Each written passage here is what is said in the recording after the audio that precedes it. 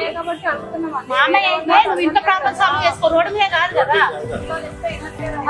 మీరు చేసే ప్రతి ఇంట్లో చెప్తే ఇంట్లో ఎందుకు ప్రాబ్లం సాల్వ్ కదా అంటే రోడ్డు మీదకి ఎక్కాలి. ఇవి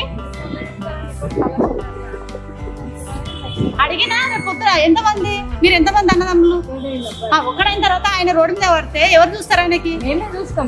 చూసిన తర్వాత మీకే కదా ఆస్తి వచ్చేది. మాకు ఉన్నప్పుడే కావాలి. ఉన్నప్పుడైనా పోయినప్పుడైనా ఎందుకంటే మనం అట్లేం చేస్తామా? మామయ్య అంటే తండ్రి అంటే సమానం. అంత కుదర అంటే నువ్వు ఆస్తి కోసం పెళ్లి చేసుకున్నావా లేకపోతే అందరితో కలిసిపోయి ఉందామని చేస్తున్నావా? మంచి కోడలు ఎవరు క్షేమం కోరతలేం కదా. వేరే కోడలు తీసుకొచ్చిన దీని కొరకేనా అమ్మ? చెప్పు. అంటే మీ నాన్న వేరు తర్వాత మామయ్య వేరా? అందుకైతే మనం అట్లా చేస్తామా? ఆడదానియే కదా, నీకు తండ్రి ఉన్నాడు కదా.